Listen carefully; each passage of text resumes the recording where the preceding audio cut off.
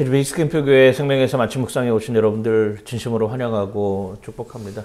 우리가 그리스도인으로 살아간다라고 하는 것이 어쩌면 그리스도 안에서 자유함으로 살아간다라고 하는 이런 의미이고, 우리가 율법이 우리의 죄를 깨닫게 하지만 그 율법이 어쩌면 우리의 구원을 보장해 주지 않는다라고 하는 것을 오늘 기억하시면서, 정말 오늘도 하나님의 은혜가 오늘 우리의 삶 가운데, 오늘 우리가 살아가는 모든 여정 가운데 함께하길 간절히 소망하고 축복합니다. 오늘 또 멀리 김해에서 이렇게 함께 하시는 분들도 계시고, 그리고 언양에서 이렇게 함께 하시는 분들, 또 일산에서, 또 김제에서, 또 고산에서 이렇게 함께 하시는 여러분들의 삶의 모든 삶 가운데 하나님의 축복이 온전하게 임하기를 간절히 소망합니다. 오늘 함께 하실 말씀은 갈라디아서 3장 19절에서 29절까지의 말씀입니다. 갈라디아서 3장 19절에서 29절까지의 말씀 함께 하도록 하겠습니다. 그런즉 율법이 무엇이냐? 범법함으로 더하여진 것이라. 천사들을 통하여 한 중보자의 손으로 베푸신 것인데 약속하신 자손이 오시기까지 있을 것이라. 그 중보자는 한편만 위한 자가 아니나 하나님은 한 분이시니라. 그러면 율법이 하나님의 약속들과 반대되는 것이냐? 결코 그럴 수 없느니라. 만일 등이 살게 하는 율법을 주셨다라면 의가 반드시 율법으로 말미암았으리라. 그러나 성경이 모든 것을 죄 아래 가두었으니 이는 예수 그리스도를 믿음으로 말미암는 약속을 믿는 자들에게 주려 함이라. 믿음이 오기 전에 우리는 율법 아래에 매인 바 되고 계시될 믿음의 때까지 갇혔느니라. 이같이 율법이 우리를 그리스도께로 인도하는 초등교사가 되어 우리로 하여금 믿음으로 말미암아 의롭다함을 얻게 하려 함이라. 믿음이 온 후로는 우리가 초등교사 아래에 있지 아니하도다. 너희가 다 믿음으로 말미암아 그리스도 예수 안에서 하나님의 아들이 되었으니 누구든지 그리스도와 합하기 위하여 세례를 받는 자는 그리스도로 옷 입었느니라. 너희는 유대인이나 헬라인이나 종이나 자유인이나 남자나 여자나 다 그리스도 예수 안에서 하나이니라. 너희가 그리스도의 것이면 곧 아브라함의 자손이요 약속대로 유업을 이을 자니라. 아멘. 나는 예수님을 사랑합니다. 나는 잠잘 때도 예수님을 생각합니다. 나는 어디서든지 누구를 만나든지 예수님을 말합니다. 내 혈관 속에는 예수님의 피가 흐르고 있습니다. 내 심장이 뛸 때 예수님의 심장이 같이 뜁니다. 할렐루야, 아멘. 예, 사랑하고 축복합니다. 그래요. 우리가 그리스도인이 되었는데, 그리스도인이 되었다고 해서 우리가 완전한 모습으로 살아가는 것은 아니에요. 여전히 우리는 죄 짓는 삶을 살아가고 있고, 여전히 우리는 어느 순간이든지 예수 그리스도가 나와 함께하고 있나라고 하는 이런 의심들을 계속하고 삽니다. 그래서 사도 바울의 고민이 바로 그런 고민이야. 그리스도인이 되었는데도 불구하고 왜 율법에 묶여 있느냐. 더불어서 복음이 전해졌는데 왜 자유하지 못하고 너희들이 여전히 율법에 매여 있는 삶으로 살아가고 있느냐. 그리고 그걸 우리 어떻게 증명할 거고 그걸 우리 어떻게 변증할 것인가에 대한 이 고민이 사도 바울에게 있었다라고 하는 것입니다. 그래서 그 고민을 해결하기 위해서 어쩌면 로마서나 갈라디아서 같은 이런 교리적인 서신들을 쓰므로 야, 그리스도인이 된다라고 하는 것은 율법에서 벗어나는 삶이야. 율법이 우리를 다 구원에 이르게 하지 못해. 너희들이 로마서나 갈라디아서 말씀을 읽어보면서 정말 왜 그리스도인이 그리스도인 되는 것인지, 그리스도인으로 옷 입는다는 것은 어떤 것인지, 그리스도인의 삶이라고 하는 것은 어떤 삶인지, 그리스도 안에서 자유함을 누린다라고 하는 것은 어떤 모습인지 한번 알았으면 좋겠다라고 하는 이 변증서들이 로마서나 갈라디아서예요. 그래서 여러분들 여건이 되면 할 수만 있으면 이 로마서나 갈라디아서 말씀을 계속 읽으면서 우리가 복음으로 어떻게 살아야 되는 것이지? 내가 복음을 부끄러워하지 아니하노니 이 복음은 모든 믿는 자들에게 구원을 주시는 하나님의 능력이 됨이라. 먼저는 유대인에게요 또한 헬라인에게로다. 복음에는 하나님의 의가 나타나서 믿음으로 믿음에 이르게 하나니 기록된 바 오직 의인은 그 믿음으로 말미암아 살리라 함과 같으니라 라고 하는 이 로마서 1장 16절 17절 같은 이런 말씀들. 내가 그리스도와 함께 십자가에 못 박혔나? 이제는 내가 사는 것이 아니고 오직 내 안에 그리스도께서 사시는 것이라. 이제 내가 육체 가운데 사는 것은 나를 사랑하사 자기를 버리신 예수 그리스도 안에서 사는 삶. 갈라디아서 2장 20절 같은 이런 말씀들이 우리 마음에 새겨지면서 정말 그리스도로 산다라고 하는 것은 어떤 모습일까? 그리고 그리스도를 변증한다라고 하는 것은 어떤 모습일까라고 하는 것을 우리가 느끼고 깨달아야 된다라고 하는 것입니다. 이런 면에 있어서 신앙은 이성적이고 논리적인 모습으로 세상 사람들에게 다가설 수 있다라고 하는 거예요. 바울은 이 고민을 하는 거예요. 어떻게 하면 우리가 그리스도인이 되는가? 어떻게 하면 그리스도인으로서 그리스도를 증거하고 변증하는 모습으로 서 있을 것인가라고 하는 것을 우리에게 끊임없이 알려주고 싶어하는 책이 바로 로마서나 갈라디아서 같은 이런 책입니다. 그런즉 율법은 무엇이냐? 범법함으로 더해진 것이라 천사들을 통하여 한 중보자의 손으로 베푸신 것인데 약속하신 자손이 오시기까지 있을 것이라. 그래요. 율법은 우리 죄를 깨닫게 하는 거예요.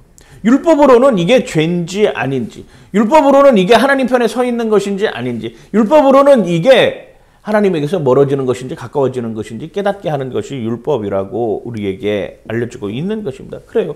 율법은 우리가 죄를 깨닫게 하기 위해서 주어진 것이에요. 그리고 율법은 인간이 전적으로 부패한 죄인으로서 무능력함을 일깨워 줌으로써 인간에게 주님의 은혜가 반드시 필요하다라고 하는 것을 알려주는 거예요. 우리는 여전히 죄인이기 때문에 그리스도의 은혜가 아니고서는 그 죄에서 벗어날 수 없다라고 하는 것을 깨달아지면 내가 그리스도의 은혜로 살아가고 있는 것이다. 내가 율법 때문에 내가 죄인으로서의 삶을 살아가는 것이 아니라 율법으로 말미암아 죄인된 삶이 내 안에 느껴졌고 죄인으로 살아갈 수밖에 없는 여정이었지만 예수 그리스도의 은혜로 말미암아 그 죄에서 벗어나서 이제는 주님의 은혜로 살아가는 삶으로 바뀌었다라고 하는 것에 대한 감사가 있어야 된다라고 하는 것입니다. 그게 율법이 우리를 깨닫게 하는 거예요. 단순히 율법이 죄인 만드는 것이 아니라 죄에서 구원받은 그리스도인으로서 거듭나는 삶으로 살게 만드는 것, 이게 율법이 하는 역할이다라고 이야기를 하고 있는 것입니다. 도로에 나가보면 수많은 신호체계가 있습니다. 신호등, 표지판, 이런 것들을 다 있잖아요. 여러분들 오늘 아침에 예배 드리러 올 때에도 다 이런 거 신호등, 표지판, 이런 거 보고 여기까지 찾아오는 것 아니겠습니까? 도로에 있는 수많은 이 신호등, 표지판, 이런 것들이 어쩌면 율법이에요. 근데 이 신호등, 표지판, 이런 것들이 우리가 지켜야 되는 건 당연하지만 이게 생명은 아니잖아요. 그러니까 봐봐요. 신호등, 표지판 이런 게 율법이에요. 근데 보세요. 이 신호체계가 생명은 아니다라고 하는 것입니다. 이 신호체계는 우리의 생명을 지키게 하는 수단이다라고 하는 것이잖아요. 도로에 신호등이 있어요. 신호등 안 지킬 수도 있죠. 내 맘대로 안 지키는 경우도 많지 않습니까? 불법 유턴하는 경우도 많고 중앙선 침범하는 것도 많고 신호 위반하는 것도 많고 때로는 과속 카메라 걸려가지고 한 달에 2-3개씩 이렇게 과속 카메라 딱지 날아오면 집에 있는 아내분들한테 얼마나 눈총 받고 이렇습니까? 몰래 숨겨가지고 혼자 결제하기도 하고 이런 여건들도 많은데 안 지켜서 그런 거 오잖아요. 이게 우리가 아는 거야. 이게 내가 잘못된 것이라고 하는 것을 깨닫게 해주는 거 맞아요. 그래서 우리가 표지판이 있는 것 아닙니까? 근데 그 표지판이 우리의 생명을 보존해 준다라고 하는 건 아니에요. 그러잖아. 이게 생명을 보존해 줄 수 있는 보조장치가 율법이지 그것 자체가 생명이 아니다라고 하는 것이 우리 매일 느끼고 있는 삶 아닙니까? 신호를 안 지키는 사람들 다 죄인 만들기 위해서 신호등이 존재하는 것이 아니다라고 하는 거예요. 상호 간의 질서를 유지하기 위해서 신호등이 존재하는 것 아니겠습니까?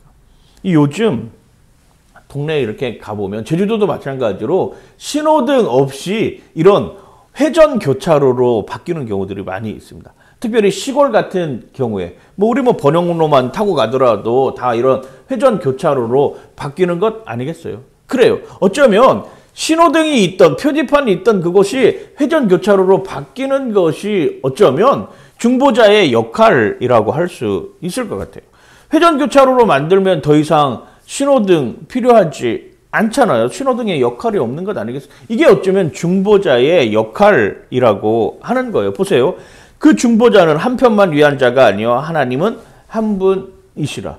그렇다고 해가지고 신호등의 역할이 완전히 사라지는 건 아니잖아요. 율법은 여전히 존재합니다. 다만 회전 교차로가 만들어짐으로 말미암아 이제는 더 이상 신호에 의지하지 않고 우리가 회전 교차로를 통해서 나아갈 수 있는 여건이 만들어진 거예요. 이게 중보자의 역할이에요. 율법이 우리를 향해서 죄를 깨닫게 하고 율법을 통해서 우리가 다시금 죄인이라고 하는 것을 느낄 수 있지만 예수 그리스도가 오심으로 말미암아 율법의 마침이 되시고 그 율법의 마침으로 말미암아 우리가 새로운 피조물로 살아가는 이런 여건으로 환경이 바뀌고 있다라고 하는 것 아닙니까? 그래서 중보자라고 하는 예수 그리스도가 율법의 마침이 되었다라고 성경은 이렇게 표현을 하고 있습니다. 로마서 10장 4절 말씀에 같이 한번 읽어볼게요. 시작. 그리스도는 모든 믿는 자에게 의를 이루기 위하여 율법의 마침이 되셨습니다. 그래요. 복잡하게 얽혀있었던 그 신호체계가 회전교차로를 통하여서 새로운 국면으로 새로운 방향으로 전환되었던 것처럼 그리스도인으로서 내가 자유하지 못하고 율법에 얽매여 있는 삶으로 살아가고 있는 저와 여러분들의 삶 가운데 예수 그리스도가 오심으로 말미암아 율법의 마침이 되어가지고 우리가 죄를 안 짓는 건 아니지만 예수 그리스도가 우리의 죄를 담당해 주셨고 대속해 주셨기 때문에 우리는 그의 의로 말미암아 살아갈 수 있는 여건과 환경으로 바뀌었다라고 하는 거예요. 이게 새로운 피조물 아니겠어요? 그러면 율법이 하나님의 약속들과 반대되는 것이냐? 결코 그럴 수 없느니라. 만일 능히 살게 하는 율법을 주셨더라면 의가 반드시 율법으로 말미암았음이라. 그러나 성경이 모든 것을 죄 아래 가두었으니 이는 예수 그리스도를 믿음으로 말미암는 약속을 믿는 자들에게 주려 함이라. 그래요. 율법은 하나님의 약속과 반대되는 것이 아닙니다. 율법을 통해서 오히려 그리스도의 은혜를 경험하는 통로가 되는 것, 이게 바로 율법이 가지고 있는 역할이라고 하는 거예요. 유대인들은 자기가 어떤 법을 어겼는지 아는 죄인이고 우리 같은 이방인들은 어쩌면 자기가 어떤 것을 하는지 모르는 죄인, 똑같은 다 죄인이라고 하는 여정으로 살아가고 있는 거예요. 그런데 그리스도가 이 땅에 오심으로 말미암아 그 은혜로 그 죄를 덮어주신 거예요.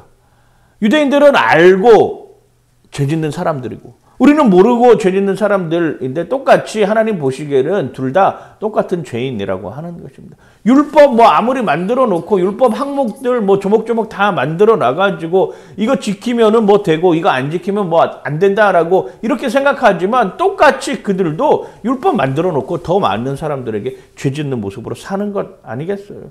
누가복음에 나온 것처럼 마찬가지로 자기들도 율법 지키지 않으면서 율법 지키려고 하는 사람들, 막아서는 사람들이 그 사람들 아닙니까? 하나님 보시기에는 다 똑같은 죄인의 삶으로 살아가고 있는 것인데 그래서 그리스도가 필요하다라고 하는 거예요. 여전히 우리는 죄 가운데 놓여 있지만 그 죄 가운데서도 회복할 수 있는 유일한 길은 예수 그리스도밖에 없다라고 하는 것이 우리 마음속에 새겨져야 신앙생활 할 수 있는 것 아니겠습니까? 이게 구원이에요. 믿음이 오기 전에 우리는 율법 아래에 매인 바 되고 계시될 믿음의 때까지 갇혔느니라. 이같이 율법이 우리를 그리스도께로 인도하는 초등교사가 되어 우리로 하여금 믿음으로 말미암아 의롭다함을 얻게 하려 함이라. 믿음이 온 후로는 우리가 초등교사 아래에 있지 아니하도다. 이 초등교사라고 하는 표현을 하는데 과거에는 옛날 개역 한글판 이런 성경에는 몽학선생이라고 하는 이 표현 썼어요. 초등교사가 몽학선생이라고 하는 이 표현을 썼는데 그 당시에 초등교사라고 하는 사람들은 노예 중에서 뽑습니다. 노예 중에서 좀 똑똑하고 아이들 잘 가르칠 수 있는 이런 사람들 뽑아가지고 가정교사로 삼는 거예요. 그리고 그 사람들의 역할이 뭐냐면 아이가 일정 부분 자랄 때까지 가정 안에서 부모의 역할을 대신하는 것. 이게 그들이 해야 되는 초등교사의 역할이거든요. 그런데 이 초등교사가 부모는 될 수가 없어요. 초등교사는 자기가 노예의 신분으로서 일정 부분 이 아이가 어느 정도 성장할 때까지 이 아이가 스스로 생활할 수 있을 때까지 기본적인 것들을 가르쳐주는 이런 사람들이 초등교사입니다. 그렇다고 해가지고 이 사람이 부모가 할 수 있는 모든 것들을 다 대신해 주지 못하는 사람들, 이런 사람들을 초등교사라고 이야기를 하는데 초등교사가 가지고 있는 특징이 뭐냐면 초등교사는 영원히 가르치는 게 아니에요.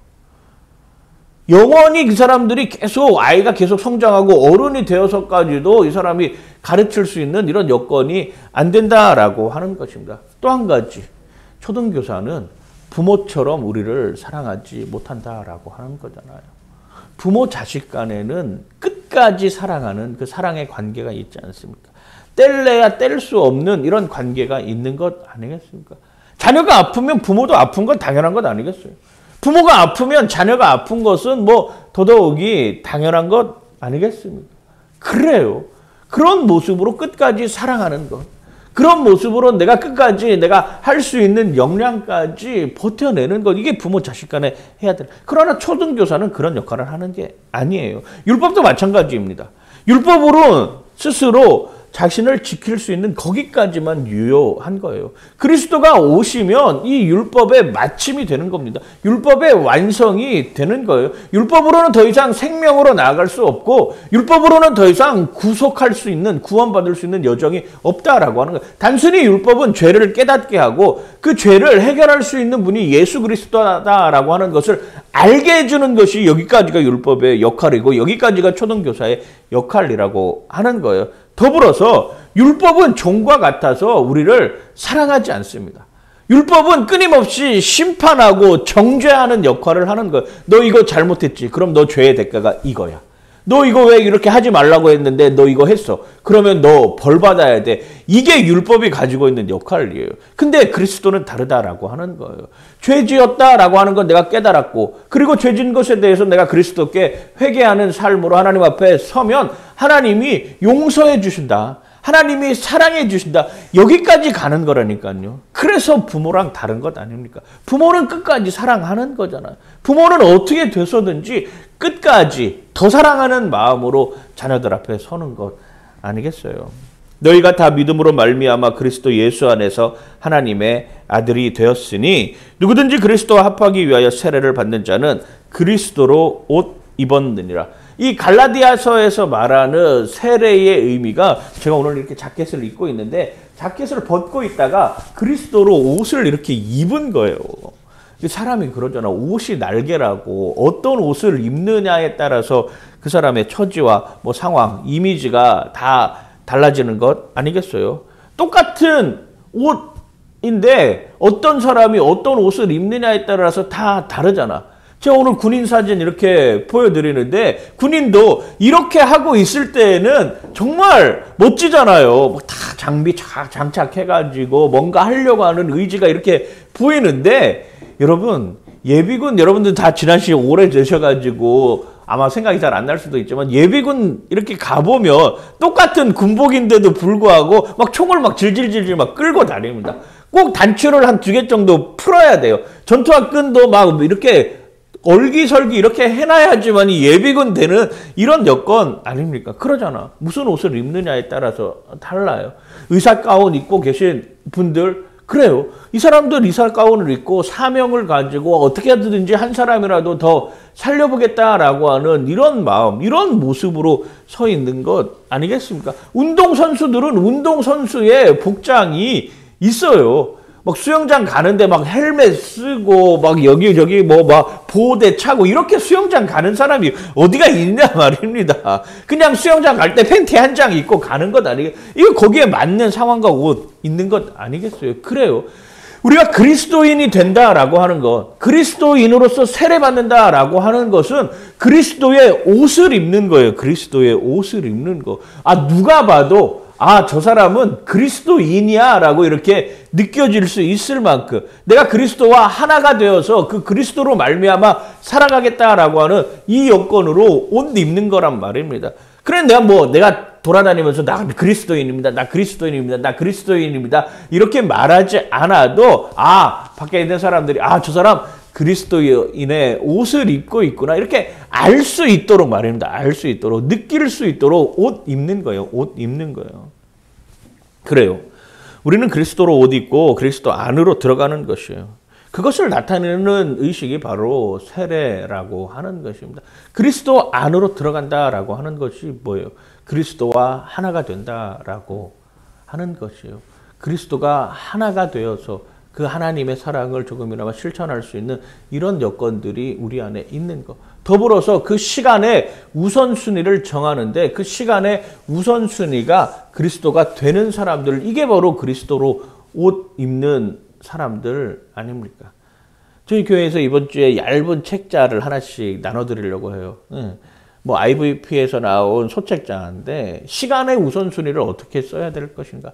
우리가 드려지는 이 시간 앞에서 하나님 어떤 모습으로 시간의 우선순위를 드러낼 수 있는 삶을 살 것인가에 대한 얇은 책이거든요. 한 10분만 앉아도 다 읽을 수 있는 이런 책들을 통해서 다시 한번 우리의 우선순위가 그리스도가 되는지 안 되는지 한번 점검해 봤으면 좋겠고, 그리스도로 옷 입는다라고 하는 것이 내가 교회 안에서뿐만 아니라 교회 밖에서도 그런 모습으로 살아갈 수 있는 여건을 만들어야 된다라고 하는 것을 보여주는 것이에요. 너희는 유대인이나 헬라인이나 종이나 자유인이나 남자나 여자나 다 그리스도 예수 안에서 하나니라. 그리스도가 인이 된다. 그리스도인으로서 옷을 입었다라고 하는 것은 남자 여자 상관이 없다라고 하는 것입니다. 종이나 자유인이나 상관없다라고 하는 것입니다. 멀쩡하게 이렇게 다니고 있는 사람이나 아니면 병원에 있는 환자분이나 다 똑같다라고 하는 것 아니겠습니까? 정말 마음속에 예수 그리스도가 나와 함께하고 있다라고 하면 환경 중요하지 않다라고 하는 거예요.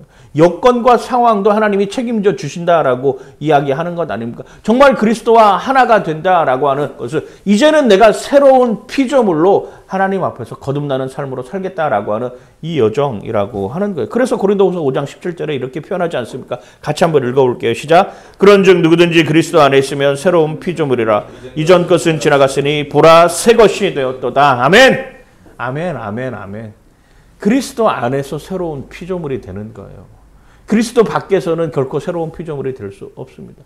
그리스도 안에 있어야지만이 새로운 피조물로 영원한 하나님 나라를 바라보는 삶으로 살 수 있다라고 하는 거 여러분 기억하시기를 바랍니다.